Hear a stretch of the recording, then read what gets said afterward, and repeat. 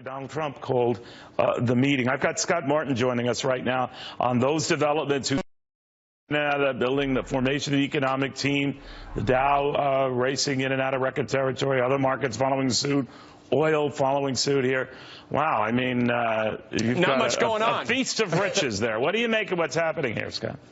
You could really pick out anything you want to talk about, Neil, and have a pretty busy day. I'll tell you what's interesting. I haven't seen a team like this that Trump is assembling, let's say, since, yes, the 1992 men's basketball dream team that kicked everybody's butt all over the world in the Olympics, because this is the mix of a lot of great minds, both kind of left-leaning and right-leaning and right down the middle when it comes to economics. And that's really what I think is key here and what the market and some of those asset classes are responding to, the hope, the drive that this economy will have going forward with President Trump in the White House. Do you think the market's getting ahead of itself, in other words, buying on the anticipation and maybe selling on the fact here?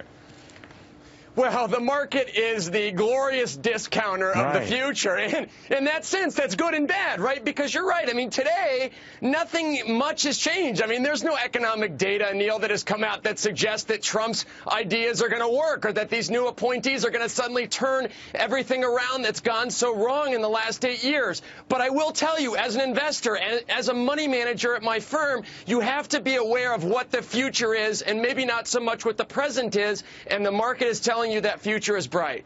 You know, the market also has been looking at this OPEC deal where they're going to cut production and lift up prices, I guess. The flip side of that is we could get some sticker shock at the gas station. Now, we've been used to very low gas prices. If this holds, and you always remind me these OPEC agreements have a way of not holding, but if they do, and gas prices go up as well, interest rates inching up a little bit as well, commodity prices moving up, coal, tin, zinc, palladium, platinum, on and on. I don't want to over big deal of that. But what do you make of that? Are people in for a little bit of sticker shock in general, inflation in general?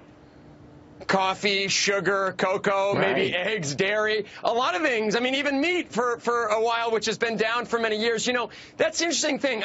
I'm fine with these commodities going up because they have been depressed for years. I mean, oil, we had a huge scare in the oil markets, if you remember, last December and January, which, in my opinion, drove down the markets considerably and hurt a lot of bonds, especially on the oil side. But I'll tell you what's interesting, Neil.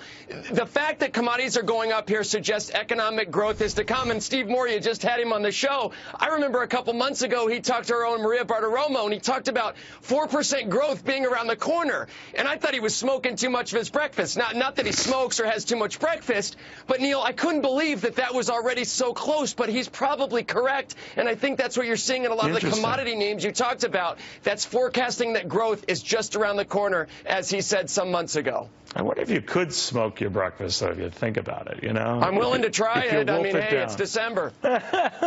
All right, Scott, great seeing you again, my friend. See ya. Scott Martin.